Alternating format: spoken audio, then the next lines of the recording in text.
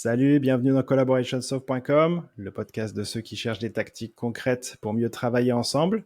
Moi, c'est Pierre Cyril, mais tu peux m'appeler PC. Et dans l'épisode d'aujourd'hui, on va parler de comment un manager peut aider ses collaborateurs à atteindre des objectifs et à travailler sur les bonnes priorités en donnant du feedback constructif en one-on-one et sans passer sa vie en meeting. Je suis avec Cédric Poitine, auteur de plusieurs livres destinés aux managers débutants et confirmés, afin de garder un bon équilibre entre efficacité et humanité.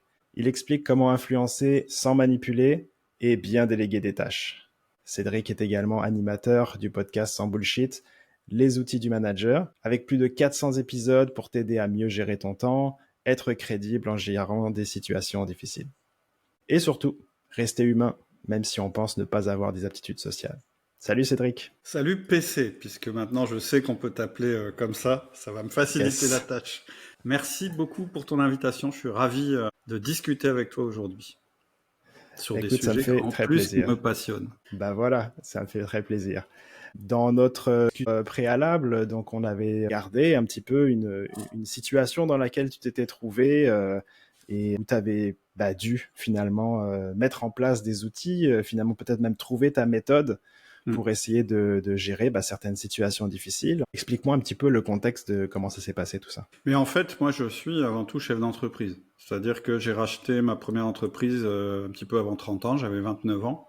Ce que j'ai découvert en ayant à mener des hommes, c'est que je savais pas mener des hommes parce que finalement on me l'avait jamais appris. Donc j'étais plutôt, en tout cas je me sentais plutôt à l'aise en stratégie, en chiffres, puisque mon background c'était avant de reprendre des entreprises, j'étais dans la finance. Et donc moi j'avais fait avant une double formation, communication et finance, et mes communications extérieures, c'est-à-dire plutôt du marketing, des choses comme ça. Et en fait, quand tu te retrouves tout d'un coup à devoir gérer une entreprise ou une équipe, tu t'aperçois rapidement que t'as beau avoir l'impression d'avoir raison, ça suffit pas. Et donc le constat très pragmatique et concret que je faisais, c'est que en début d'année, j'avais un plan de conquête du marché ou de développement d'une nouvelle activité, etc. Je le partageais avec mes collaborateurs. Je leur fixais des objectifs, parce que ça je savais faire, puisque j'avais fait du contrôle de gestion avant. Je savais leur dire, tu vois, il faut qu'on atteigne tel chiffre d'affaires, etc. Et je savais décliner les objectifs comme on nous apprend dans les écoles en objectifs personnels. Et puis, à la fin de l'année, le constat que je faisais, c'est qu'ils n'avaient pas atteint leurs objectifs, ils avaient passé leur temps sur d'autres choses qui étaient certes peut-être intéressantes, mais qui n'étaient pas celles dont on avait parlé au départ. Et voilà, et ça a amené beaucoup de frustration. Et donc ça, c'est, je dirais, l'aspect... Moi, j'aime bien dire qu'il y a 2 R dans le management qu'il faut essayer d'atteindre. Quand on sait plus ce qu'on doit faire en management, moi je dis, rappelle-toi des 2 R. Le premier R, c'est les résultats. Tu es un manager, tu dois obtenir des résultats. Si tu n'obtiens pas de résultats, tu n'es pas un bon manager. Et ça suffit pas, mais déjà, il y a ce truc-là. Si tu n'obtiens pas de résultats, ça va pas durer longtemps. Et le deuxième R, c'est ce que j'appelle la rétention, c'est-à-dire que les gens de ton équipe restent chez toi, qu'ils soient heureux chez toi. On pourrait aussi dire l'attraction, la loyauté, mais ça ferait pas les 2 R du management. Mais tu vois, tout cet aspect qui est un petit peu moins évaluable par des chiffres, un petit peu moins décrit par des chiffres. Sauf peut-être le turnover, c'est-à-dire le taux de départ dans ton entreprise. Tu vois, tu peux trouver des chiffres. Mais en général, ce truc-là, on s'en rend compte un peu plus à travers les discussions qu'on a et les émotions qu'on peut avoir, les impressions qu'on peut avoir. Et ça aussi, en fin d'année, je constatais que c'était bizarre. J'avais l'impression qu'on n'était pas sur la même longueur d'onde. Il y avait des rumeurs dans l'entreprise. Quand on me disait bonjour, je sentais bien qu'on avait envie de me dire des trucs, mais qu'on me les disait pas. Tu vois, tous ces petits trucs que tu détectes, dont on ne parle pas forcément à l'entretien d'évaluation, mais ils sont présents dans la pièce quand même, mais personne n'en parle.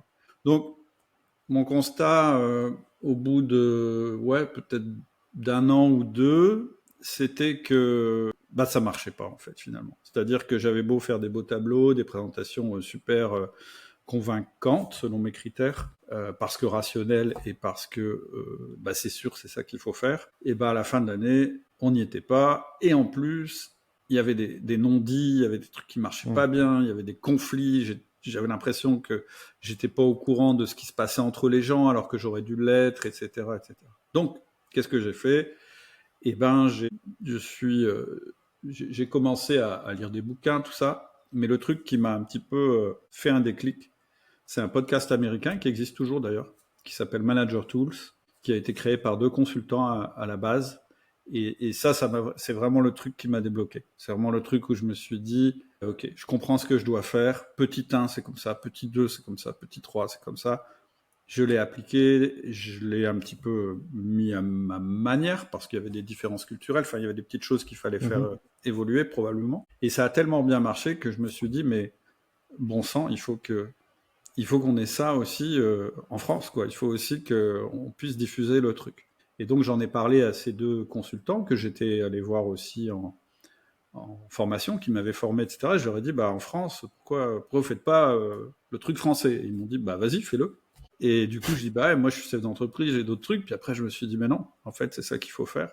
Et c'est comme ça qu'on a commencé. Et donc, c'est à travers cette expérience réelle vécue sur le terrain et puis la mise en application au départ de ce que me proposaient ces 2 Américains et puis finalement des choses que j'ai ajoutées, etc., que j'ai construit tout un système de management simple, qui fonctionne et qui est un peu, comme je te le disais, avec un petit 1, un petit 2, un petit 3, des trucs à mettre en place, très simples, qui vont changer le quotidien, etc. Parce que, en général, quand tu as été formé au management dans une école, tu comprends bien les grandes théories, les grands plans, les machins, mais après, quand tu te retrouves devant ton équipe, bizarrement, ça fonctionne pas. Parce que c'est trop théorique, ça marche dans ta tête, mais après, sur le terrain, ça fonctionne pas. Donc voilà, je te donne un contexte très général. Très concrètement, les résultats que j'ai eus, ça a été d'abord que, effectivement, quand je faisais mes évaluations de fin d'année, j'avais plus de divergence quasiment entre ce qu'on s'était dit au début de l'année et ce qu'on regardait à la fin. Ça ne veut pas dire qu'on obtenait toujours nos résultats, parce que un résultat, c'est quelque chose qu'on désire atteindre, mais en tout cas, ce qui était, et qu'on n'atteint pas toujours d'ailleurs, on pourra en parler si tu veux, mais en tout cas, on restait sur la même longueur d'onde, et les actions qui étaient entreprises par les personnes, elles étaient focus sur les actions qu'on avait décidé qu'on ferait en début d'année. Donc ça, c'est le premier truc important où moi je me suis dit, bah ça y est, ça marche, parce que oui, effectivement, on arrête de diverger, de changer de sujet, de faire autre chose, etc. Après, je me suis rendu compte que je passais beaucoup moins de temps à manager. C'est-à-dire qu'avant, j'étais un peu tout le temps en train d'essayer de faire du management, mais de manière diffuse. Et là, j'avais un moyen désormais de faire du management de manière concentrée. Et donc, ça me prenait 10% de mon temps. C'est-à-dire que si tu travailles 40 heures, ton management par semaine, il doit te prendre 4 heures à peu près, pas plus. S'il prend plus, c'est qu'il y a quelque chose d'autre. Il n'y avait plus de rumeurs dans l'entreprise. Et surtout, vachement important, il y avait ce sentiment de confiance entre les personnes qui travaillaient pour moi et moi. Je ne dis pas qu'on s'adorait tous et qu'on allait boire des bières tout le temps, tous ensemble, etc. Mais il y avait cette espèce de confiance professionnelle qui s'était installée entre nous. Et puis, évidemment, ça a permis aussi d'aller plus vite, de lancer des nouveaux projets, de racheter de nouvelles entreprises, toujours en faisant plus confiance, parce qu'on avait installé entre nous une culture de confiance et de performance. Okay. Et une fois que tu as réussi ça, alors là, je suis déjà à la fin, mais une fois que tu as réussi à mettre en place la confiance et la performance à travers une culture d'entreprise ou d'équipe, d'ailleurs, bah, tu as gagné en tant que manager. Parce que tu as beaucoup moins besoin d'intervenir. Et le but d'un manager, c'est d'avoir un système qui lui permette d'intervenir sur ses collaborateurs le moins possible pour les laisser performer en toute tranquillité. Donc là, ce que je comprends, c'est que avec cette rencontre et avec ces apprentissages que tu as fait, ces expérimentations que tu as fait, tu as réussi à développer ce système qui te permet d'avoir les 2 R. Je ne sais pas si c'est un spectre ou si c'est genre 2 choses finies, mais en tout cas, d'aligner les 2 R, les résultats et la rétention. Tu parlais d'un système 1, 2, 3. Il va falloir que tu m'en dises un petit peu plus. C'est quoi les 1, 2, 3? Puis peut-être qu'on va aller zoomer sur un point spécifique. Ok. Alors juste un mot sur les 2 R.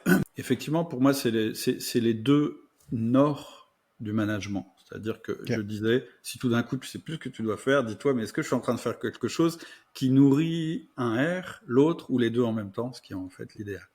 Et d'ailleurs, ce que je voudrais dire aussi, c'est qu'aujourd'hui, mon sentiment, en tout cas en France, moi, mes sociétés sont en France et j'ai beaucoup de collaborateurs, de gens que je forme qui sont français.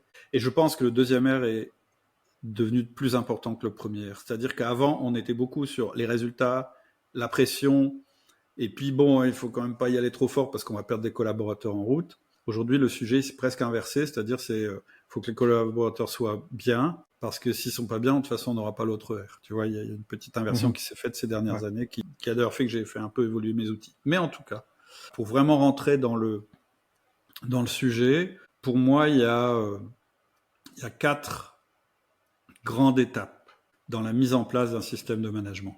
La première étape, et moi j'aime bien partir, j'aime bien avoir une approche bottom-up, qui est souvent l'inverse de ce qu'on fait. En général, on dit, ouais, dans mon entreprise, je veux tout déléguer. Et du coup, on se met à donner plein de choses à faire à nos collaborateurs et à nous être de moins en moins précis sur ce qu'on veut, en se disant, bah oui, il faut que j'apprenne à plus être dans tout et l'expert de l'équipe, etc. Le problème, c'est que si tu commences par ça va pas marcher parce que tu n'auras pas mis en place les fondations. Donc, ce que je te propose, c'est de voir ton système de management comme une maison, comme une fusée, si tu es plus dynamique, mais on va dire une maison. Tu mets la première fondation, c'est là-dessus que tu vas poser la maison. Tu vas pas commencer par le toit. On sait que ce à quoi tu veux arriver, c'est une culture d'équipe ou d'entreprise où les gens sont autonomes, où ils vont performer sans que tu aies presque rien à faire, pour exagérer un peu l'image. Mais voilà, tu auras de moins en moins besoin d'être là dans leur quotidien. Tu seras plus là que pour les réflexions, les inflexions, le coaching, l'évaluation.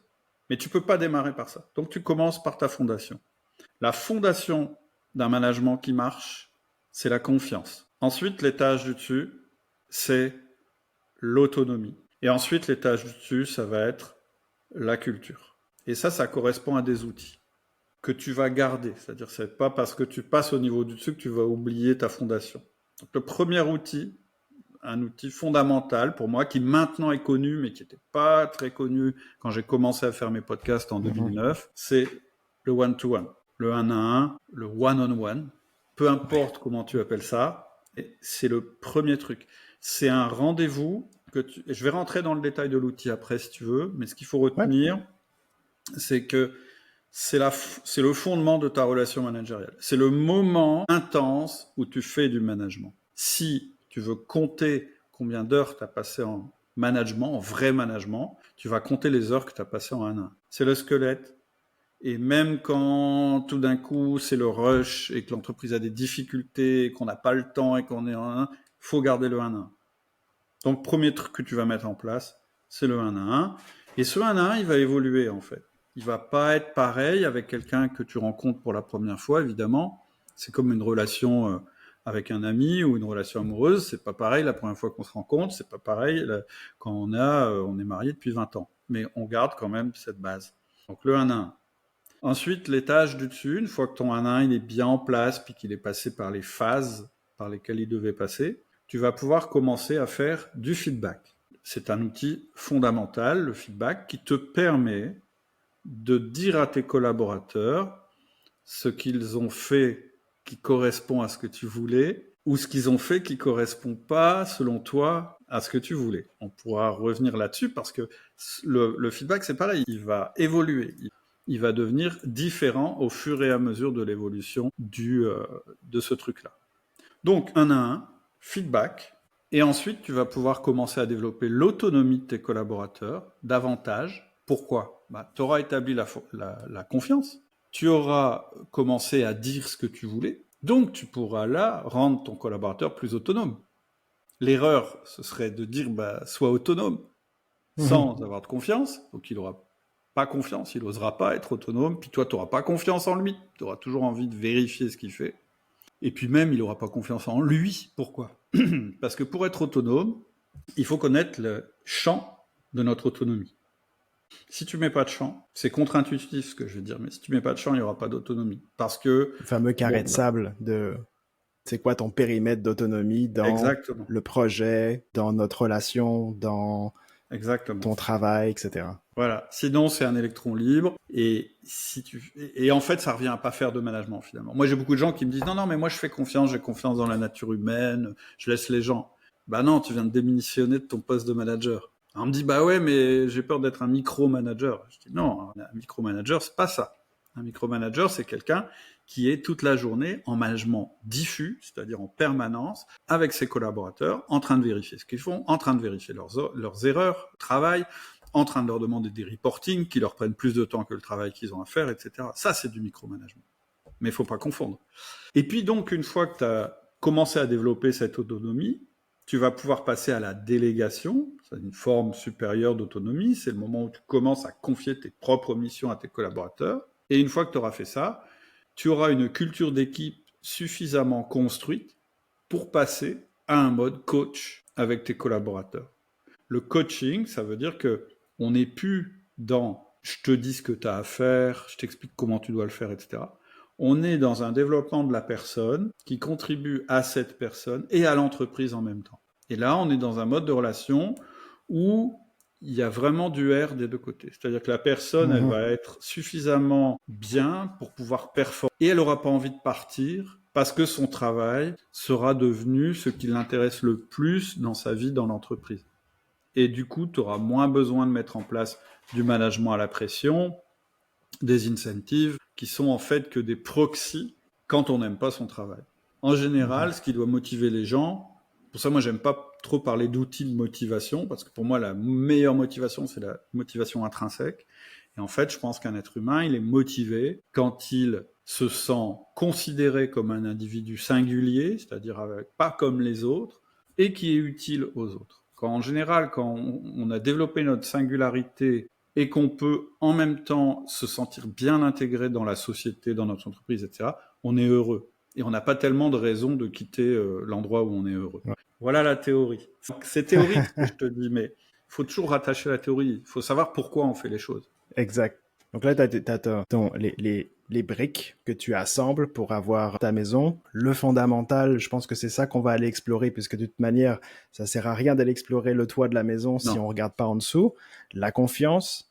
Ça me fait penser aussi un petit peu à la pyramide des dysfonctions d'une équipe, où la confiance est le socle finalement de ça. C'est le premier élément qu'il faut aller attaquer pour être sûr que ton équipe est performante, efficace, résiliente, etc. Donc là, tu parles pour créer cette fondation solide qui va te permettre d'aller élever finalement ton niveau de management. On doit mettre en place le one-on-one et ensuite un feedback constructif. Donc, c'est quoi le one-on-one 101, donc le basique de basique du one-on-one que toi, tu as appris à pratiquer? Le 1 à 1, moi j'appelle ça le 1 à 1, mais on peut dire le one-on-one, c'est un entretien hebdomadaire, ça veut dire toutes les semaines, avec chacun de tes collaborateurs. Ça veut dire tous tes N-1, les gens qui sont directement en dessous de toi, pas les N-2, pas les N+, pas les équivalents, mais uniquement ceux qui sont hiérarchiquement attachés à toi, qui va durer une demi-heure.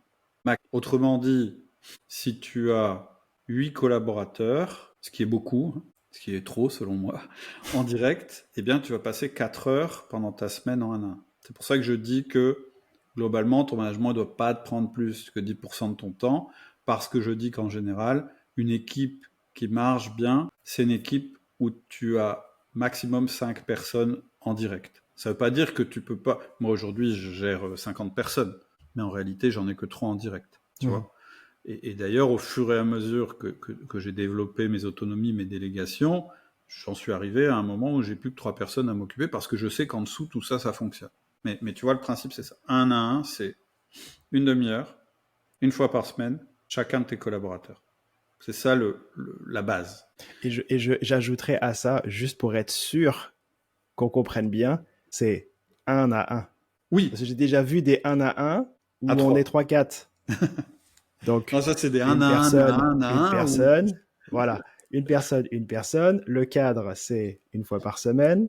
Et on limite à 30 minutes. Ça, c'est intéressant parce que ça veut dire aussi qu'il faut être focus sur la discussion, Ouais. sur les choses que tu veux amener dans la discussion. Il y a sûrement, j'imagine, une part de liberté. C'est peut-être pas super cadré, genre robotique, etc. Mais c'est 30 minutes. Donc, il Alors moi faut... j'aime bien super cadrer au début, OK. donc je vais super cadrer. Je vais te dire que le 1 à 1 idéal, qui n'arrive jamais en vrai, mais on va quand même se dire ça, puis après j'expliquerai pourquoi ça arrive jamais, et pourquoi il faut pas finalement que ça arrive, toujours. C'est 10 minutes, c'est de le découper en tranches de 10 minutes. Première 10 minutes, moi c'est comme ça qu'on m'a appris. Première 10 Ouais. minutes, ton collaborateur parle, il parle, il parle, toi tu parles pas, toi t'écoutes. Deuxième 10 minutes, tu parles, il t'écoute. On échange, mais c'est toi qui mènes la discussion des deuxièmes 10 minutes. Et les troisièmes 10 minutes, on va le dire que c'est à géométrie variable, on parle de l'avenir, et d'ailleurs, c'est là que tu feras les feedbacks quand tu auras mis en place les feedbacks. Pourquoi on commence par laisser parler notre collaborateur? Parce que le 1 à 1, c'est son entretien avec toi. Pourquoi? C'est son moment. C'est son moment. Et c'est là où tu lui amènes une première preuve de confiance. D'ailleurs, la première preuve de confiance, elle est antérieure à ça. C'est que tout d'un coup, au lieu de lui dire, quand il vient te voir avec un problème, bon écoute, ouais ok, bon j'ai 10 minutes cet après-midi où on se voit au café, tu me parles de ton problème, etc. Ce qui est pas une bonne manière de manager parce que tu es interrompu, parce que lui il se sent pas considéré, parce que pour un qui vient te voir parce qu'il a un problème, t'en as 3 qui viennent pas te voir et qui parlent entre eux, et c'est blabla, c'est toute la même mauvaise manière de manager. Ce que tu vas lui dire à la place de ça, c'est écoute, durant toute notre relation professionnelle, tous les deux, on va se parler une demi-heure, en tête à tête, toutes les semaines. Autrement dit, parce qu'en fait, finalement, qu'est-ce qui génère la confiance entre deux êtres humains? Qu'est-ce qui fait que finalement, quelqu'un va te faire confiance? En fait, ça va être le temps que tu vas passer avec cette personne. En fait, si tu donnes du temps à quelqu'un, tu lui donnes ta plus grande richesse, surtout en entreprise. Mais dans la vie en général, la seule richesse qu'on ait vraiment de manière équivalente, qu'on soit pauvre, riche, qu'on soit dans n'importe quel pays, dans n'importe quelle fonction, c'est notre temps. Si je te donne 5 minutes, je te donne 5 minutes. Je les récupérerai jamais, ces 5 minutes. Alors que si je te donne $500, eh ben finalement, ça dépend de si je suis riche, pas riche, etc. Puis peut-être ça veut pas dire grand-chose pour toi, etc. Non, le temps, par contre, quand je te le donne, je peux pas le récupérer. Et donc, c'est comme ça qu'on fait naître la confiance entre un collaborateur et nous. Et c'est ça qui va nous permettre de lui demander de faire des choses pour nous. Parce que moi, j'aime bien voir la confiance comme un compte en banque. Tu peux pas trop travailler à découvert. C'est-à-dire que quand tu demandes à ton collaborateur de faire des choses, tu creuses ton découvert. C'est-à-dire que tu es en dessous du niveau normal et tu es en train de creuser. Tu es en train de créer une dette. Alors que si tu lui donnes du temps, en fait, à chaque fois que tu lui donnes du temps, c'est comme si tu as provisionné ce compte en banque de la confiance. Et il faut t'efforcer de jamais être en dette par rapport à ça. C'est-à-dire que lui va accepter de se défoncer pour l'entreprise que tu représentes, parce que tu représentes l'entreprise, s'il sent que l'entreprise... Alors, c'est pas proportionnel, il va pas te donner une demi-heure parce que tu as passé une demi-heure avec lui, mais tu vois ce que je veux dire. C'est un peu une manière intéressante, je trouve, de voir les choses. Et en plus, tu vas lui donner un temps qui est spécial, parce que c'est du face à face. Effectivement, tu as raison de le préciser, en 1 à 1, il n'y a personne autour. C'est la forme de communication la plus forte qu'on puisse avoir entre deux personnes, et qui de nos jours se perd beaucoup. Aujourd'hui, on a beaucoup d'interrupteurs, on passe de moins en moins de temps en vrai ou en visio, hein, au téléphone, avec des gens. On est souvent avec plein de gens en même temps, sur des réseaux, des machins, etc. Donc, premier point fort de ce temps que tu lui donnes, c'est qu'il est concentré et tu vas pouvoir en faire une personne singulière puisque tu vas lui parler à lui et à lui en particulier. Tu vas même lui donner la parole en premier. Mais en plus, tu lui donnes du temps à l'avance. Parce que quand tu dis à quelqu'un on se verra toutes les semaines, c'est beaucoup plus puissant que quand tu lui dis oui, on va se voir demain. Non, là tu lui dis on va se voir tous les vendredis à 9h.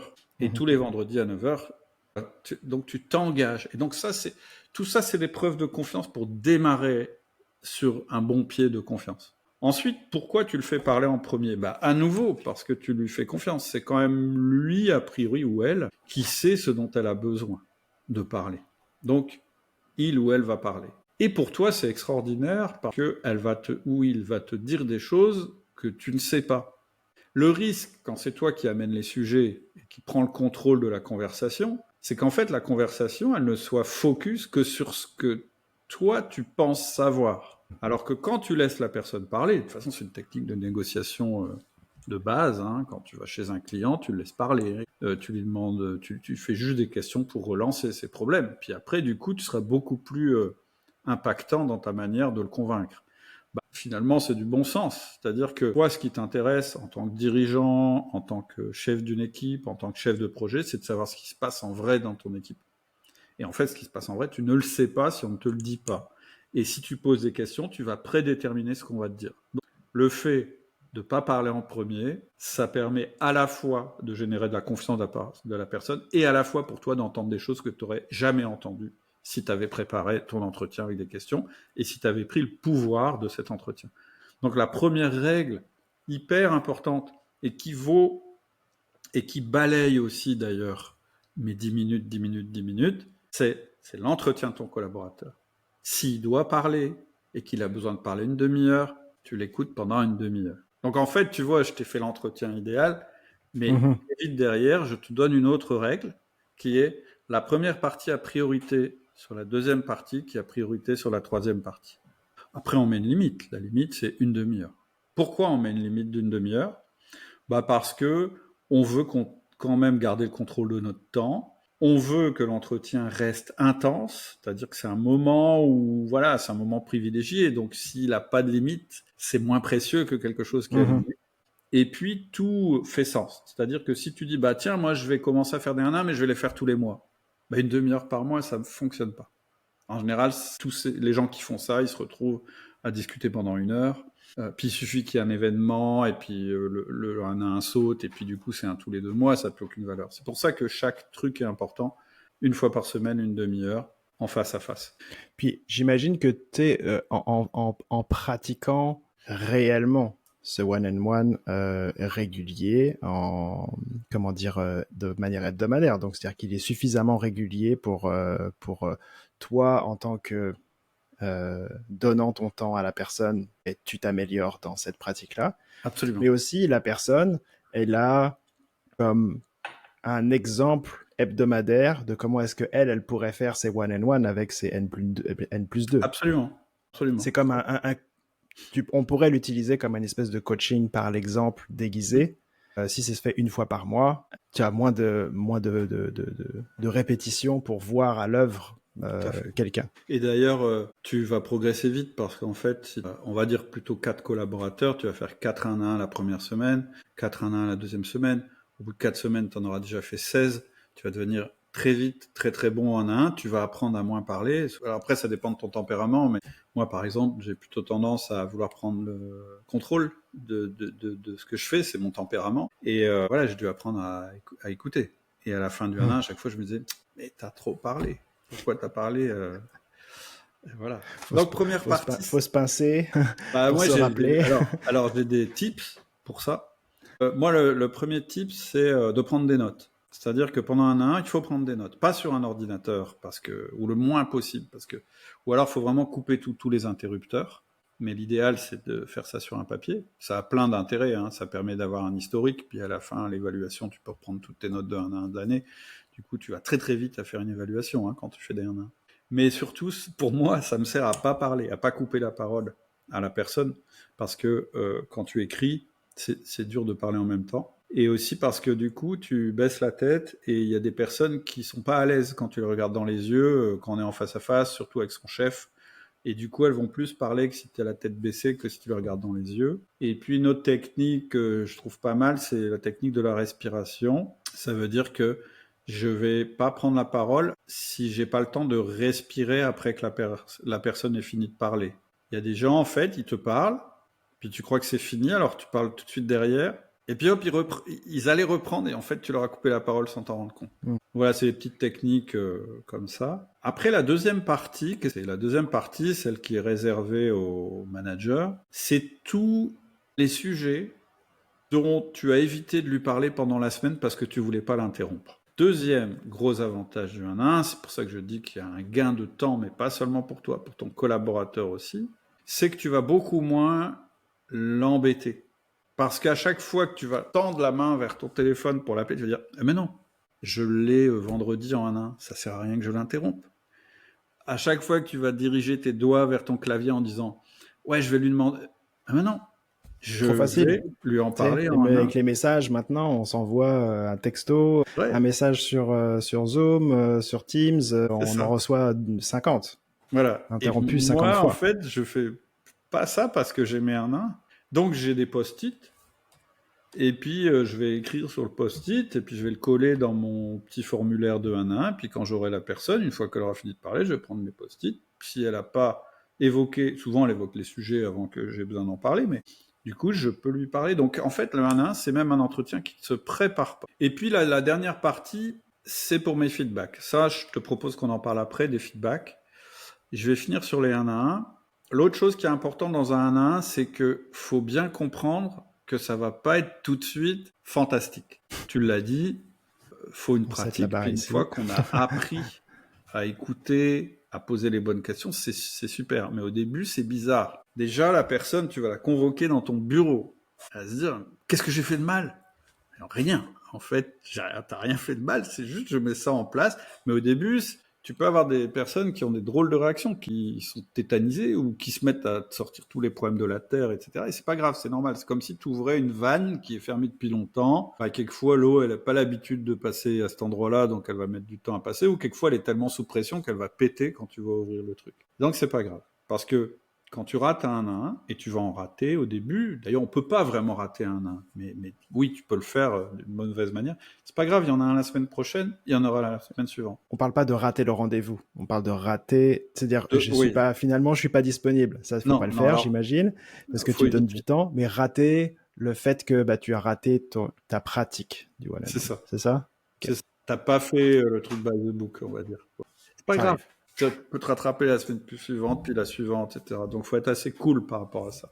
Après, ce qu'il faut se dire, c'est que c'est un 1, c'est évolutif. C'est-à-dire que moi, je viens d'intégrer, par exemple, un nouveau directeur financier dans mon entreprise. J'ai pas du tout le même genre de 1 à 1 avec lui que je ne connais pas bien qu'avec mon directeur que je connais depuis, on va se faire un peu mal, depuis 21 ans, tu vois.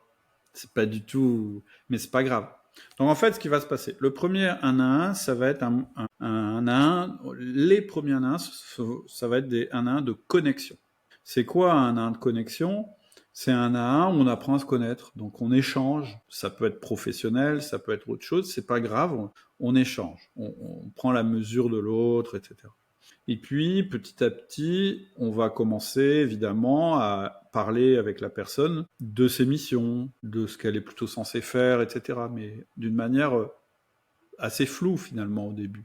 Et puis à un moment, on va sentir que la confiance est là. C'est-à-dire que déjà, on sera plus détendus tous les deux, et puis la personne arrivera et tu verras que ça lui fait plaisir de te voir, alors qu'au début, pas forcément, il n'était peut-être pas là le plaisir. Et puis là, petit à petit, tu vas pouvoir commencer à introduire le deuxième outil, qui est le feedback. Mais tu vois, il va se passer un mois de 1 à 1, peut-être 2, avant que tu commences à faire un premier feedback plutôt positif, puis un deuxième, puis un troisième. Et puis après, tu pourras peut-être introduire les feedbacks d'ajustement ou négatifs. Mhm.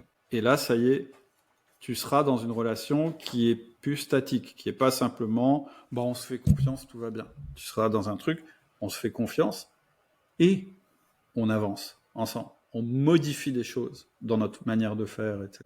Ça, c'est vraiment l'idéal quand tu mets en place ton système de management. J'essaie de récap les étapes qu'on a vues jusqu'ici.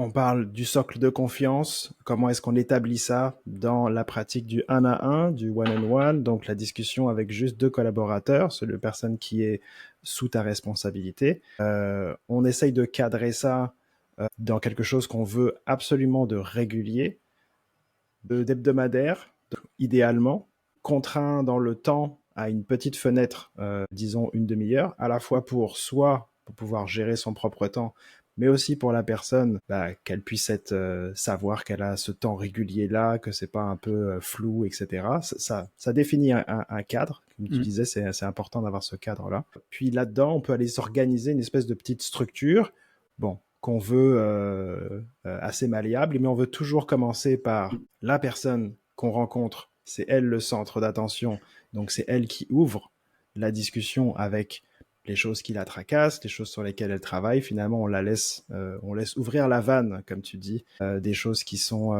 en cours de son côté, en écoute active de cette personne. Donc, tu as cité quelques tuyaux pour pouvoir rester en écoute active. Deuxième partie, où là, on va être plus actif dans le one-on-one, on va aller amener les sujets du moment qu'on a gardés pour éviter de perturber le quotidien de la personne ou de l'interrompre. Ces sujets-là, donc, c'est quelque chose qu'on peut préparer de manière très, très simple. On n'a pas nécessairement à préparer un A4, une page entière de points. Au contraire, c'est quoi, 3 points maximum? On a 30 minutes. Non. En général, d'ailleurs, ce que je conseille, c'est que ce soit des questions, surtout au début, où on s'intéresse à la personne. Tu vois, on n'est pas encore en train de contrôler ce qu'elle fait. On est en train de se poser des questions. Ça va, ça se passe bien, je sais pas, le projet machin, tu vois quelque chose. Au début, faut pas essayer d'être tout de suite dans la performance, parce que ça tue la confiance. Et donc, on reste, on veut établir cette connexion.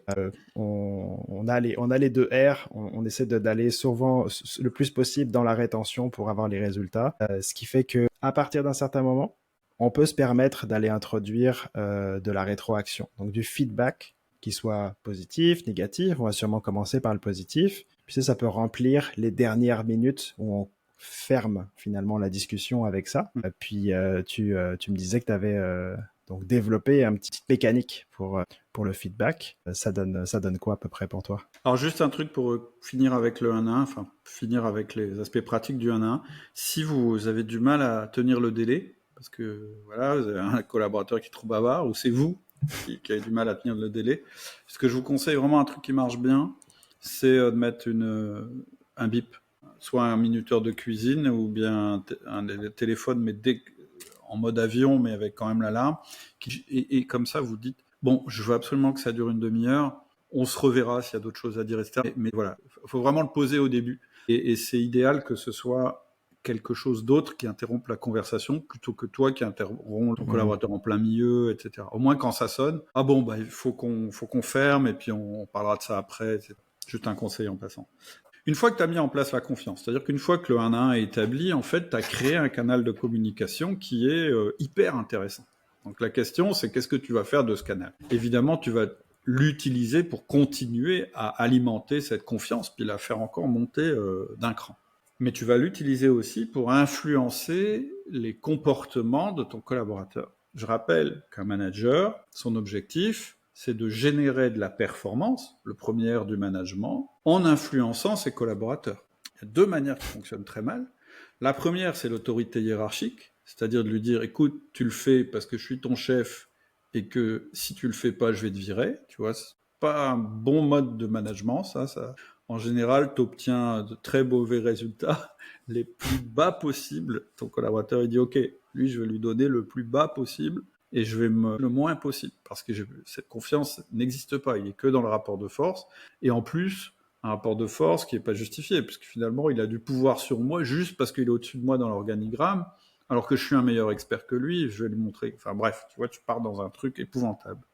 Et la deuxième mauvaise manière d'obtenir que quelqu'un fasse quelque chose, c'est de lui dire « je vais t'expliquer comment tu vas faire parce que je suis plus expert que toi dans ton domaine et donc tu vas faire comme moi je te dis ». C'est une très mauvaise manière de modifier le comportement de ton collaborateur parce que ça signifie que tu devras toujours être meilleur que lui. Or, le but d'un chef, c'est que ses collaborateurs soient meilleurs que lui dans son domaine particulier. Parce que sinon, tu vas toujours recruter des gens moins bons que toi, et dans ton équipe, tu seras l'esclave de ton équipe, puisque c'est toi qui auras toute l'expertise. Et donc, toute ton équipe va dépendre de toi, et c'est invivable. Moi, aujourd'hui, mon téléphone n'a pas sonné, ça fait, tu vois, je vais dans mes entreprises 1 ou 2 fois par semaine, mon téléphone sonne pas, hein, ils savent ce qu'ils ont à faire, ils le font mieux que moi, donc pourquoi ils m'appelleraient pour me demander comment il faut faire?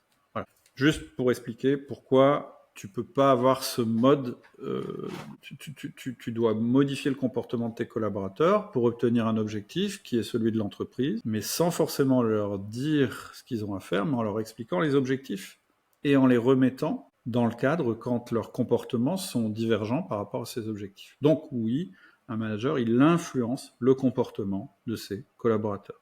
Et tous les mots sont importants, c'est influence, c'est-à-dire que c'est un mode d'action sur l'autre qui est peu violent et qui est plutôt doux, soft, et comportement. C'est-à-dire que tu ne vas pas influencer la manière dont ils pensent, parce que tu n'es pas un psy, parce que D'ailleurs, nous-mêmes, on ne sait pas toujours très bien ce qu'on pense.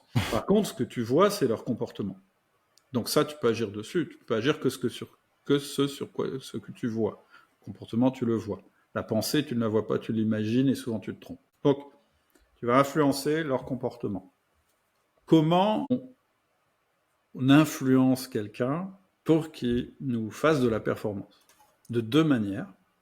En renforçant ses comportements positifs, c'est-à-dire en disant, bah là, top, bravo, continue. Et en ajustant les comportements non positifs, pour pas dire négatifs. Là, quand tu fais ça, ça va pas, il faut que tu changes. C'est ça un feedback finalement. C'est donner une information sur ton collaborateur, sur son comportement, pour l'aider à s'améliorer. Un reflet. Voilà. Un reflet. Un reflet du comportement que tu as observé. Tu lui tends un miroir. Et les jeunes managers, en général, ils ont peur de faire ça. C'est-à-dire, ils se disent, mais qu'est-ce qu'il va penser de moi si je lui fais des reproches? Et le mot, c'est qu'il ne faut jamais faire des reproches à son collaborateur. Il faut leur faire un feedback d'ajustement. Au feedback négatif, ce n'est pas la même chose. En fait, pourquoi est-ce qu'on a peur quelquefois de parler à notre collaborateur? Parce qu'on se dit, il ne va pas apprécier, et du coup, il ne va pas m'aimer, ou bien... En fait, on est dans l'ancien système qu'on a appris peut-être à l'école, de sanctions-récompenses, qui est très infantilisant. Tu fais quelque chose de bien, je te donne un sucre, tu fais quelque chose de mal, je te donne une claque. Nous, on ne va pas faire ça. Nous, le système de punition-récompense, en fait, il regarde le passé, et il sanctionne, positif, négatif, le passé. Le système de feedback, il regarde ce qui s'est passé et il regarde l'avenir. Et ce qui est très important à comprendre, c'est que quand tu fais du feedback à un collaborateur, tu lui fais confiance. Tu lui fais confiance dans sa capacité, à évoluer. Donc, il faut vraiment comprendre ça parce que ça facilite le passage à l'action. Mais le passage à l'action n'est pas toujours évident. Donc moi, j'aime bien avoir une trame. Et moi, la trame qu'on m'a apprise et que j'utilise toujours, qui fonctionne très très bien, c'est 4 étapes. Première étape, puis-je te faire un feedback? Deuxième étape, je cite les faits. Troisième étape, je décris l'impact. Quatrième étape, je formule ma demande. Si vous faites un feedback sans formuler de demande, c'est pas clair que votre collaborateur doit changer son comportement. Donc, je te fais les mots que tu peux utiliser pour faire un feedback, c'est PC, est-ce que je peux te faire un feedback? Soit tu me dis oui, soit tu me dis non. Mais pourquoi je pose la question? Ça peut ne pas être le bon moment pour moi parce que je suis super pressé ou ma tête est remplie de choses. Puis Exactement. Donc, les feedbacks, tu peux les faire d'ailleurs en dehors du 1-1. Hein. Ça peut se faire entre deux portes, etc. L'idéal, c'est au 1-1 parce que ton collaborateur peut pas difficilement te dire bah non, il est en face de toi, voilà. Mais je conseille de poser la question. Alors souvent, on me dit, quand je fais faire l'exercice à des cadres, on me dit, bah ouais, mais s'il me dit non. Bah, s'il vous dit non, cool. Vous lui dites OK, puis vous repartez. Et ça veut dire que la confiance est là. Oui, s'il te dit non. Déjà, il ose vous dire non. Et alors, ils me disent, bah oui, mais si à chaque fois que je lui demande, il me dit non. Ça, je dis, c'est très rare. C'est peut-être 1 pour 1000 des cas. Donc, je pense qu'on va éviter de s'attarder trop là-dessus. Mais parce qu'en général, tu vois, si je viens de voir et puis je te dis PC, je pourrais te faire un feedback, puis que tu me dis non, je sais que c'est toi qui vas revenir vers moi. Parce qu'à un moment, tu vas me dire, mais au fait, l'autre fois, qu'est-ce que tu voulais me dire?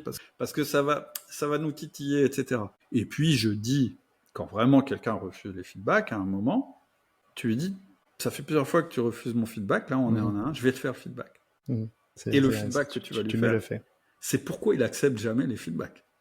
Parce qu'un collaborateur, je vais être très clair, hein, faut pas non plus, c'est pas le monde de Candy, un collaborateur qui accepte pas tes feedbacks, la relation ne peut pas perdurer.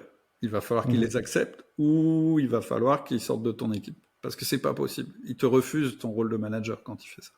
Donc, première question, vraiment, on pose la question parce qu'on veut ouvrir le canal de communication, que si le canal de communication n'est pas ouvert, ça sert à rien, en fait. Finalement, il va rien se passer. Deuxième étape, tu vas citer un fait, quelque chose qui s'est vraiment passé, pas un jugement. Donc, il faut s'entraîner à ça. Moi, dans méthode, un feeling ou quelque chose, je suis pas vraiment sûr de c'est quelque chose d'observable, quelque chose de concret là qui s'est passé. Absolument. Pas quelque chose que tu as entendu, que quelqu'un t'a dit qu'il a pensé que... Alors ça, on peut en parler parce que quelquefois, tu vois, moi par exemple, je vais pas dans mes entreprises. Donc quand je dois faire un feedback à quelqu'un, j'ai rarement vraiment assisté à ce qui s'est passé. Mais on va prendre le cas simple. Ouais. Et donc tu vas commencer ta phrase qui m'aide beaucoup, moi, quand je dois préparer un feedback. Mes feedbacks, je les prépare. Hein. C'est-à-dire que je fais très attention à la forme. Je te dirai pourquoi après. Et je commence ma phrase par « quand tu ». Quand tu dis « quand tu » au début d'une phrase, c'est difficile derrière de mettre un truc flou ou qui n'y arrive jamais ou presque pas, ou qui... Voilà, quand tu es fainéant, ça sonne mal. Quand tu es, colérique, ça sonne mal. Par contre, quand tu élèves la voix dans la réunion d'équipe comme ce matin, c'est un fait, ça s'est passé. Tu l'as entendu, tout le monde l'a entendu. Quand tu es désagréable, tu pourrais le dire, c'est pas bon. C'est pas un fait être désagréable. C'est qu'est-ce qu'il a fait exactement. C'est ton observation, ton interprétation de. Voilà, faut pas interpréter quelque chose. Parce qu'en fait, ton interprétation, elle vient après. Dans l'impact, c'est là ta valeur ajoutée de manager. Qu'est-ce que tu veux, toi, en tant que manager, c'est créer du R. Tu veux créer les deux R. Donc en fait, tu vas faire un feedback que quand ça concerne quelque chose qui impacte les deux R ou un des deux R. Et donc la suite, c'est la troisième étape. Voilà ce qui se passe.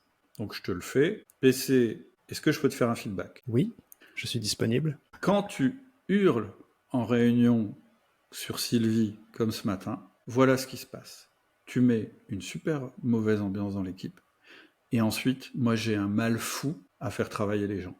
Donc tu vois bien, l'impact, il n'est pas tout à fait chiffré, etc., etc. Mais il est bien réel, ça a un impact sur mon management. Et donc, quatrième étape, PC, peux-tu, s'il te plaît, changer ce comportement à l'avenir ? Et c'est tout. Ça a duré quelques secondes. Pourquoi ça a duré quelques secondes ? Parce qu'en fait, si ça dure trop longtemps, c'est traumatisant pour celui qui reçoit le feedback. Et finalement, il n'entend pas ce que tu lui dis. Pareil si c'est fait sur un ton violent. Pareil si c'est fait avec des insultes. Pareil si c'est fait en public. En fait, le feedback, c'est low impact. C'est soft. C'est un truc que tu dois presque pouvoir dire en souriant. T'es pas en frontal avec la personne, etc. Ça doit durer quelques secondes. Alors souvent, quand je dis ça, on me dit « Bah ouais, mais quelques secondes, tu crois que le mec, ça va complètement y changer, etc. etc. » Bah je dis « Je sais pas. » Bah oui, mais qu'est-ce qu'on fait s'il change pas ? S'il continue à hurler en réunion ? Bah je dis « On refait un feedback. » Oui, mais s'il change toujours pas, bah on refait un feedback. Oui, mais s'il change toujours pas, on refait un feedback. En général, à la troisième fois, tu commences à voir son comportement changer. Si, au bout de 5 fois, son comportement n'a pas changé, tu vas lui faire un feedback sur le fait qu'il n'écoute pas tes feedbacks. Ça s'appelle un feedback systémique. Mais là, on commence à rentrer dans du détail. En général, quand tu gardes le cap, la personne, au bout d'un moment, elle se dit « Bon, ça fait 4 fois qu'il me le demande, je vais essayer quand même. » Deuxième question que tu pourrais avoir, c'est « Ouais, mais si j'ai du pushback ?» Si la personne me dit... on va prendre un exemple. En fait, finalement, j'ai Sylvie qui m'a appelé tout à l'heure, qui m'a dit « Moi, j'en peux plus. PC, il hurle, il est méchant avec moi. » Voilà, elle m'a dit « Il est méchant avec moi. » Bon, qu'est-ce que je fais ? 1, j'ai pas assisté à la scène. 2, ce qu'elle me dit, c'est pas un fait. Je peux pas faire un feedback, il est méchant. Ok, il est méchant, qu'est-ce que ça veut dire ? Donc, premier réflexe, ok Sylvie, calme-toi, je vais t'écouter, mais ce qu'il faut que tu me dises, c'est que tu me décrives exactement ce qui s'est passé. Bah voilà, c'est pas la première fois que ça se passe, mais en réunion, il est arrivé, et puis à un moment, j'avais fait une proposition sur tel sujet, et puis il a commencé à me contredire, et puis il est monté dans le ton, et il m'a dit, mais t'es vraiment blonde, c'est pas la première fois que j'ai remarqué que t'as un QI. Voilà, il a cité tout ça. Donc là, tu commences à avoir des faits, tu peux commencer à faire un feedback. Maintenant, est-ce qu'il faut faire un feedback quand t'as pas assisté à la scène ? Oui, bien sûr. si tu as confiance dans la personne qui t'a rapporté les faits. Si tu n'as pas directement confiance, tu peux demander à une autre personne. Mais en tout cas, ce qu'il faut, c'est que tu sois à peu près sûr de ton coup. Maintenant, imaginons, je te fais le feedback. Quand tu élèves la voix sur Sylvie, celui que je viens de te faire, puis tu me dis, mais non, mais c'est pas vrai. C'est pas vrai. Ça s'est pas passé. C'est faux. Qu'est-ce que je dois faire, moi? Ok, PC. T'as sûrement raison. J'ai dû me tromper. C'est tout. Pourquoi on fait ça? Parce qu'en fait, on a passé l'information, on a fait le feedback. C'est ce qui nous intéressait, c'était de faire le feedback. Que la personne ait un réflexe de pushback, ça peut arriver. Elle est gênée, elle trouve que c'est pas juste, etc. Mais toi, tu as passé ton info.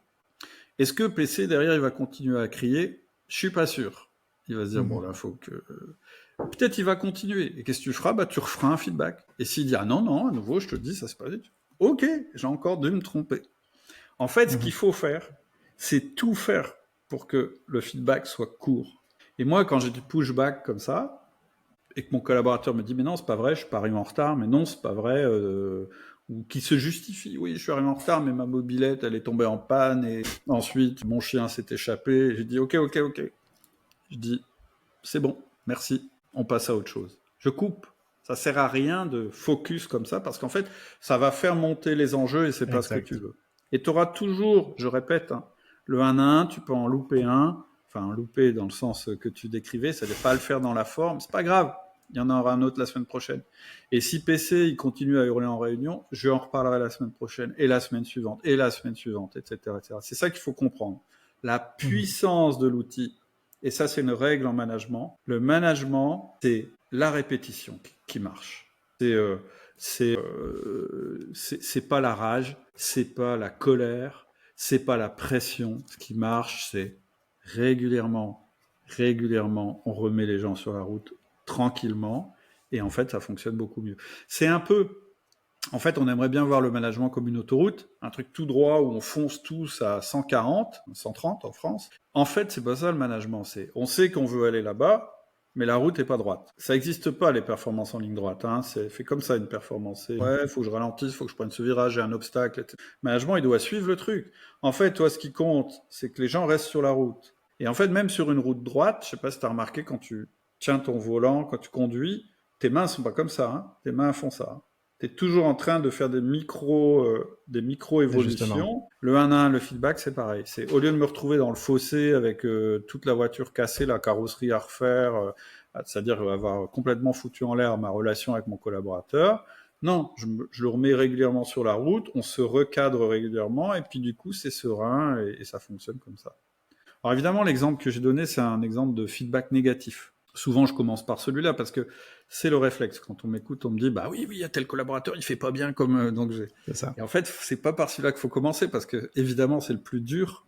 Il faut commencer par le positif. Donc un feedback positif, c'est exactement les mêmes étapes, sauf qu'au lieu de décrire un comportement qui a un impact négatif, on va décrire un comportement qui a un impact positif. Exemple, PC, est-ce que je peux te faire un feedback? Eh ben écoute, quand tu es à l'heure pour qu'on fasse le podcast, ça fait vraiment plaisir, parce que c'est assez rare en fait aujourd'hui. Est-ce que tu peux continuer comme ça? C'est simple, ça mange pas de pain, et ça dit à ton collaborateur que tu n'es pas aveugle à ses efforts. Et souvent, c'est pas mal de commencer par ça. Ça veut pas dire que tu vas pas être exigeant avec lui, on va pas rester. Ça n'existe pas, des gens qui ont jamais besoin d'un petit correctif, etc. Mais finalement, justement pour construire cette confiance, le premier truc, une fois que tu as pris tes infos, puis que tu as bien fait connaissance avec la personne, tu vas trouver des choses qui te plaisent chez elle dans ce qu'elle fait. Donc, faut lui dire. Si elle lui dit pas, elle est jamais sûre que ce qu'elle fait, c'est bien ou pas. Maintenant, est-ce qu'il faut toujours lui dire que tout est bien? Non. Il y a une étude d'un psychologue, j'en ai parlé dans une vidéo, je me souviens plus du nom, qui a vu que, alors c'est pas dans la relation professionnelle, mais c'est dans la relation amoureuse. Il dit que des couples qui ont tout le temps des conflits, ils durent pas. Mais ils disent aussi que des couples qui ont zéro conflit durent pas non plus. Parce qu'en fait, on respecte un partenaire qui nous challenge, qui nous dit bah tu vois là, ça pourrait être mieux. Et je pense que dans le monde professionnel c'est pareil. Moi j'attends de mon chef, j'ai plus de chef maintenant, mais j'attendais pas que des caresses. Je voulais aussi me dire tiens là tu peux t'améliorer, etc. Je le respectais pour ça. Mais faut pas commencer par ça. Si tu commences à faire que du feedback négatif à quelqu'un, ça peut casser la confiance. J'essaye de rouler le tape pour me rappeler un petit peu des étapes que tu m'as dit. Donc le feedback, quand on est dans ce one-on-one et qu'on est rendu à l'étape où on peut rentrer du feedback, donc une rétroaction avec son collaborateur. On va essayer de commencer par des choses qui sont plus positives pour renforcer des choses qu'on a vues qui sont des comportements souhaités, bénéfiques, etc. Puis ensuite, dépendamment, on peut aller vers des choses un petit peu plus d'ajustement, donc pas du négatif, mais des feedbacks d'ajustement. On veut toujours que le feedback soit court, donc on veut pas faire un feedback que ça dure 1 heure, ça peut diluer le message, la personne peut juste perdre le fil. On veut que ça soit court, que ça ait de l'impact aussi finalement, puisqu'on veut que ça soit promoteur de changement. Ce feedback doit être, il doit être orienté vers un des 2 R ou les 2 R. Donc ça doit avoir un impact sur le résultat ou sur la rétention ou sur les deux. Puis les étapes par lesquelles tu passais, la première, c'est qu'on demande la permission. Donc moi, la manière dont on m'a montré comment faire ça, c'est est-ce que c'est le bon moment pour te faire un feedback, ce qui fait que tu cadres la personne dans le temps et elle peut te dire j'ai pas le temps, je dois aller à une réunion, ou genre mentalement je suis surchargé. Le deuxième, c'est amener des faits, donc des choses observables. On essaye de s'éloigner de choses qui sont comme des interprétations ou juste chose qui pourrait être considérée comme un jugement ou un jugement de valeur de soi. On est des machines à juger, on est super... ça, c'est comme, je pense, mon cerveau, il est comme tellement réglé sur le mode jugement que à mon avis, la partie la plus difficile à travailler, de sortir de ce mode de jugement-là. Et d'expliquer finalement l'impact que ça crée. Donc que ça crée sur l'équipe, que ça crée sur la personne, sur soi. J'imagine qu'il faut aussi, dans cette partie d'impact-là, montrer l'impact, mais un impact factuel, et pas nécessairement un impact de jugement. Tu peux. Je veux dire, dans cette partie-là, t'es moins soumis à la contre. Je parlerai du cerveau tout à l'heure, si tu veux, pour complémenter ce que tu viens de dire sur le jugement. Mais effectivement, tu peux dire, moi, j'ai déjà dit des choses parce que quand tu fais ça, tu me mets mal à l'aise, tu vois. Parce que c'est un fait, je me sens mal à l'aise. Par contre, dire t'es un fainéant, donc tu me fais mal à l'aise, ça fonctionne pas. Tu vois, dans la deuxième partie, je suis d'accord avec toi. D'une manière générale, si tu peux rattacher ça à un des 2 R du management, c'est l'idéal. Par exemple, récemment, on m'a dit, voilà, j'ai une standardiste et je suis très gêné parce que elle a un anneau, je sais plus, dans l'oreille ou dans le nez, je me souviens plus, ou ici, je sais pas quoi, et j'ose pas lui dire. Et je dis, mais est-ce que ça a un impact sur les 2 R du management? Parce que, si, je veux dire, elle trouve ça très beau, toi, ça te gêne, peut-être des raisons culturelles ou je sais pas, mais finalement, est-ce que c'est gênant et en fait, il me dit, Parce qu'elle fait moins bien son travail avec un anneau dans le nez. C'est ça. Et en fait, il m'a dit, bah non, t'as raison, je vais pas lui faire de feedback parce que par ailleurs, elle est très bien. Tu vois? Mais il aurait pu dire, oui, j'ai eu des clients qui m'ont fait des réflexions, tu vois? Je veux dire, on peut après, voilà. Mais ok, je veux pas. C'est un détail ce que je suis en train de dire. D'une manière générale, là où tu dois être très factuel, c'est dans le comportement que tu décris. On décrit le comportement, on cite l'impact que ça a eu, puisque c'est quelque chose sur du passé mais court, puisqu'on a la chance de pouvoir le faire chaque semaine. Et surtout, ne pas oublier le 4e élément, on s'arrête pas juste à voilà ce que s'est passé, c'est qu'est-ce qu'on aimerait voir qui s'améliore dans le futur. Donc si c'est de l'ajustement, le comportement qu'on veut voir ajusté. Puis j'imagine que si c'est quelque chose de bénéfique, c'est comment est-ce qu'on veut voir ces choses-là se répéter dans le futur. Tout à fait. En fait, ça dépend aussi de la maturité de la relation que tu as avec la personne. L'idéal, c'est de lui dire, peux-tu changer ce comportement? Sans lui donner ta méthode et ta formule, parce qu'en fait, en faisant ça, tu lui donnes une solution qui est peut-être pas idéale pour elle. Toi, ce qui t'intéresse, c'est que l'impact change, que le comportement change, la manière dont elle va le gérer et comment elle va faire. Imaginons, on va prendre un exemple simple, quelqu'un qui est tout le temps en retard, tu vas le laisser trouver une solution par rapport à son retard. Après, si tu te rends compte, si tu refais le feedback, que personne te dit, bah ouais, mais en fait, je suis en retard parce que j'ai un vrai problème, c'est celui-là. Alors là, on rentre dans l'autonomie presque, hein, et tu vas lui dire, oui, c'est embêtant. Et tu vas lui dire, qu'est-ce que tu vas faire? Plutôt que lui dire, il faudrait que tu fasses ça. La question, quand un collaborateur doit trouver un problème, quand il t'amène un problème, c'est jamais, enfin, la réponse, pardon, c'est toujours une question. Écoute, boss, j'ai un problème, c'est ça. Bon, bah, c'est embêtant, qu'est-ce que tu vas faire? Bah justement, je viens de voir pour... Bah j'ai dit, ouais, mais qu'est-ce que tu peux faire? Le ping-pong. Essaye de ne pas prendre les problèmes de tes collaborateurs. Juste un truc sur le cerveau que tu as dit, qui est tout à fait juste. Notre cerveau, c'est une machine à juger. Et c'est logique, hein. C'est vraiment notre manière de fonctionner qui est ancestrale. C'est que quand on se baladait à poil dans la jungle et qu'on avait juste un petit caillou pour se défendre, il fallait qu'on juge très très vite notre environnement. Toutes les menaces possibles qui sont autour de nous. Hein. Voilà. Donc notre cerveau, qu'est-ce qu'il fait? Il perçoit 200 informations à la seconde. Ah bah, il se passe ça, il y a ça, il y a ça, il y a ce bruit-là, il y a cette voiture, il y a ce machin, il y a ce truc. Sauf que toi, tu n'en as pas la conscience. En revanche, il te délivre très très vite un jugement. Ce mec-là, ça va pas. Ce mec-là, il est fainéant. Ce mec-là. Et en fait, c'est ça le truc avec le feedback, c'est de surtout pas laisser parler ton cerveau primitif, d'accepter le jugement en disant si mon cerveau il me dit ça, c'est quand même qu'il y a un truc. Donc, qu'est-ce que c'est le problème? J'ai ce sentiment. J'ai l'impression que cette personne, elle est agressive, par exemple. Oui, mais qu'est-ce qui me donne ce sentiment? Ah bah, je l'ai vu crier en réunion. Puis une autre fois, il m'a répondu ça. Puis son vocabulaire, c'est ça. Et puis ça, et puis ça, et puis ça. Et donc, tu vas faire une espèce de faisceau de comportements qui ont amené ton jugement à déterminer, ton cerveau à amener ce jugement. Mais quand tu vas aller voir la personne, tu vas surtout pas lui parler du jugement. Tu vas lui parler des comportements. Tu vas essayer de prendre le plus emblématique, d'ailleurs. Je l'ai pas dit tout à l'heure, je voulais pas t'interrompre. Quand tu cites des faits, faut pas en citer trop. Faut essayer d'en citer 1, 2, maximum 3, mais vraiment max. Et que ce soit vraiment des trucs, voilà, très significatifs. Parce que si tu délivres le jugement comme ça, qu'est-ce qui fait la première réaction? Moi, tu me juges, bah, je te dis non, c'est pas vrai. Tu me cites un fait, je suis tenté de dire non, mais le fait, il a eu lieu. Et oui, j'ai fait ça, mais c'est parce que... Ok, ben je me suis peut-être trompé, en fait. Je m'alerte pour rien, merci de me le dire. Mais voilà, t'as passé ton feedback. Le but, c'est de passer le feedback. Hein. Le but du feedback, c'est pas de modifier le comportement, c'est de passer un message en espérant qu'il va modifier son comportement. C'est pas la même chose. C'est pas du jour au lendemain. Bon, et après, ne soyons pas naïfs, la personne qui continue,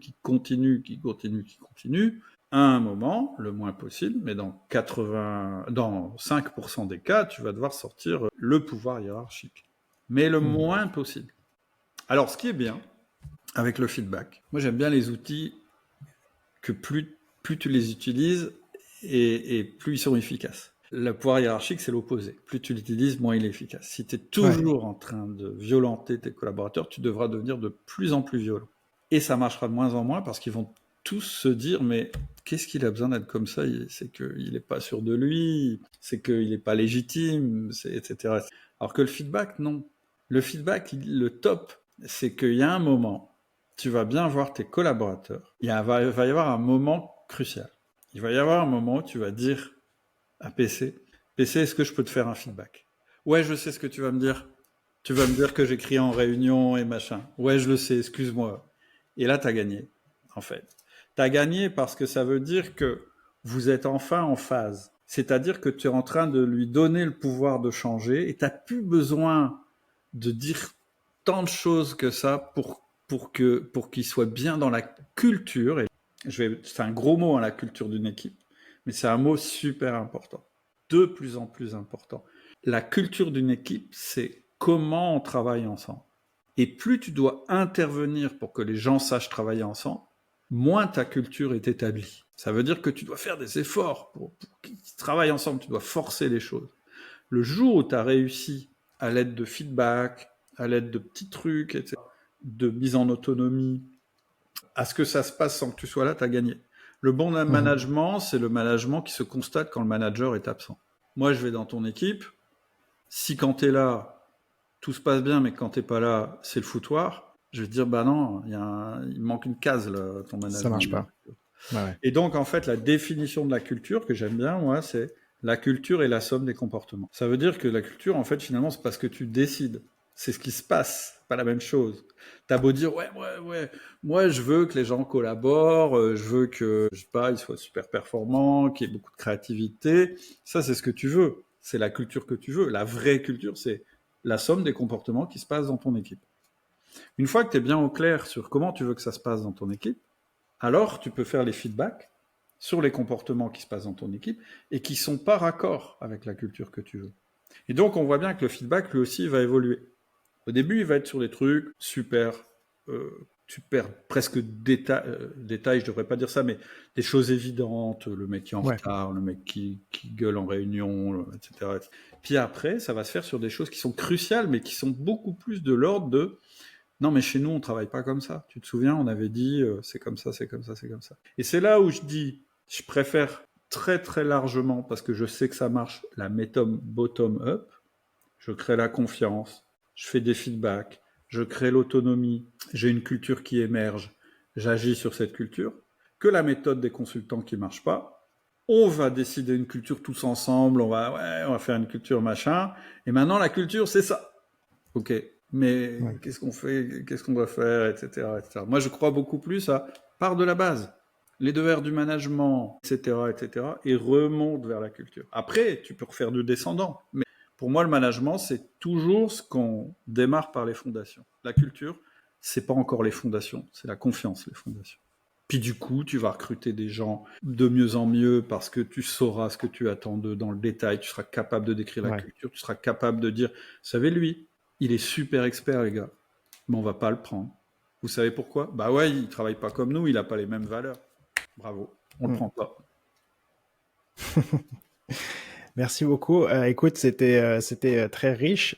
Je suis super intéressé à savoir, outre le podcast que tu avais mentionné au début, si tu as été inspiré par peut-être d'autres lectures que tu voudrais partager ici. Est-ce qu'il y a des livres ou des choses qui t'ont inspiré dans cette voie-là?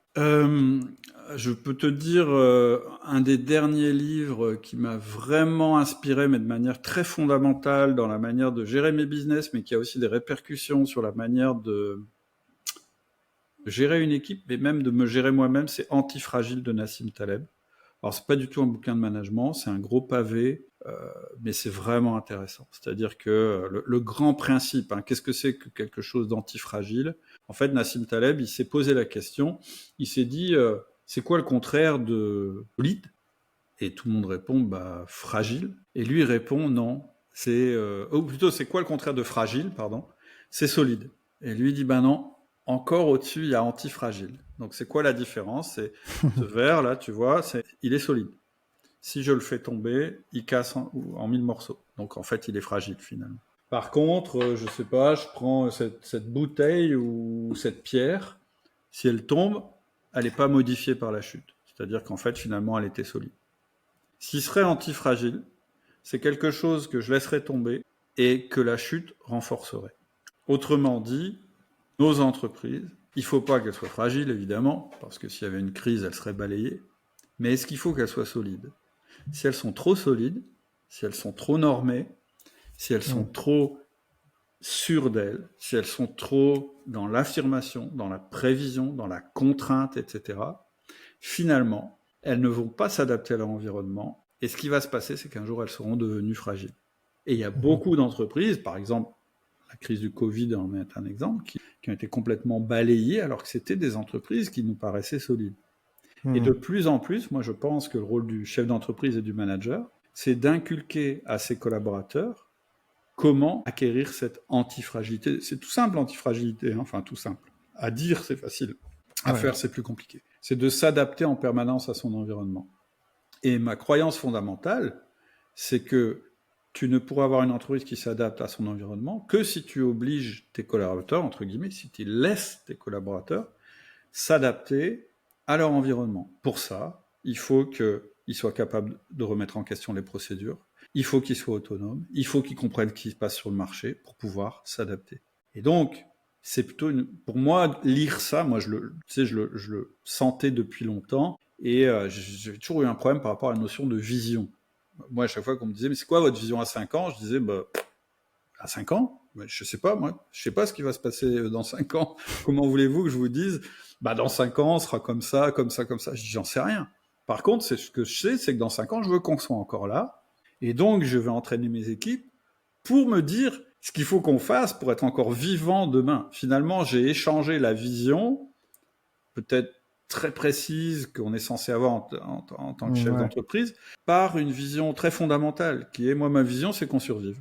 Et en fait, un être humain, c'est ça. Tout est bâti, c'est pour ça qu'on est toujours là. Hein. Finalement, on est des êtres antifragiles. Donc la différence entre quelque chose de solide et quelque chose d'antifragile, je pense que l'antifragile, il est humain. Ou plutôt, il est vivant. Il s'adapte. C'est-à-dire que, tu vois, il fait beau aujourd'hui, je suis blanc comme un cachet d'aspirine. Si je sors et que je me protège pas et que je reste 20 heures exposé, je vais brûler. Parce que je suis fragile. Par contre, si je sors 1 heure aujourd'hui, 2 heures demain, 3 heures après-demain, que je m'expose à mon environnement, je vais bronzer. Je vais m'adapter. Je pense qu'une entreprise, une équipe, tout ça, elles doivent s'adapter. Et donc, antifragile, c'est philosophique, c'est un gros pavé, etc. Mais il y a plein de sources comme ça d'idées pour faire évoluer ton équipe, en fait. Ensuite, si on a envie d'en savoir un petit peu plus sur les outils que tu développes, où est-ce qu'on peut te rejoindre? Alors, il y a 2 trucs très simples. C'est le podcast, donc outils du manager sur toutes les applis de podcast. Dedans, qu'est-ce que je fais? Je donne des techniques fondamentales, surtout dans les premiers épisodes qui sont toujours en ligne. Je donne mes réflexions aussi régulièrement chaque semaine. C'est pas toujours autant activable, mais pour que les gens aient des déclics. Puis c'est pas mal aussi avant d'aller au boulot, tu sais, un peu se mettre dans l'ambiance, mais tu connais ça. Et puis je reçois aussi des experts dans différents domaines. Donc, il y a le podcast, outils du manager. Et puis après, j'ai mes mails privés. Donc, c'est un truc que j'écris tous les jours pour donner des déclics, pour dans le même esprit, mais où je creuse un peu plus certains sujets. C'est-à-dire que je fais quelquefois des séquences complètes sur comment, je sais pas moi, sur le recrutement ou des choses comme ça. Et ensuite, on a des formations en ligne qui permettent vraiment de passer à l'action. Moi, je pense qu'il y a le déclic. Peut-être qu'il y a des gens aujourd'hui, j'espère, qui nous ont écoutés, qui ont eu des déclics. Après, la mise en action, c'est pas mal si on est accompagné. Mais disons que pour un petit peu avoir une introduction, puis voir si on est sur la même longueur d'onde, etc., l'idéal, c'est le podcast et les mails privés. Sinon, il y a un autre bouquin, tu m'as demandé, que j'aimais bien, tu en as parlé, j'aime beaucoup les bouquins de Lencioni. Donc, les 5 dysfonctions d'une équipe, je crois que le titre en français, c'est pas tout à fait ça, mais c'est vrai que c'est ce qu'il dit, c'est vraiment pas. Moi, j'ai vraiment lu beaucoup de bouquins. J'ai pas trop de références exactes sur le où on pourrait trouver tout d'un coup sur les. Si alors, ce que vous pouvez télécharger sur mon site, c'est un petit livre que moi j'ai écrit, mais c'est un tout petit livre. Hein, ça dure, ça se lit en 30 minutes, qui s'appelle Manager essentiel, management sans bullshit. Et dedans, tu as les différentes étapes, mais qui sont un peu plus détaillées, qu'on a évoquées aujourd'hui. Cool. On va mettre tous ces liens-là dans la description de l'épisode pour ceux qui sont intéressés à faire la suite. Cédric, on arrive bientôt à la fin. Ouais. Est-ce que tu me permets de te faire un feedback? Avec plaisir. Alors, j'essaye, hein, ok? Voilà, c'est bon. Quand tu me donnes autant de temps que ça, la suite, c'était... Voilà ce qui se passe. Voilà ce qui se passe. Donc, quand tu me donnes autant de temps que ça, voilà ce qui se passe, ben, je me sens important. Donc, merci. Et n'hésite pas à le refaire avec d'autres personnes. Avec plaisir. Et voilà, c'est tout pour aujourd'hui, pour un dernier épisode de collaborationsoft.com. On se retrouve dans quelques semaines pour un nouveau podcast avec un nouvel invité mystère. Retrouvez les liens dans la description des ouvrages et des références que Cédric nous a partagés. Et aussi sur la newsletter collaborationsoft.com. À très bientôt. Des bisous.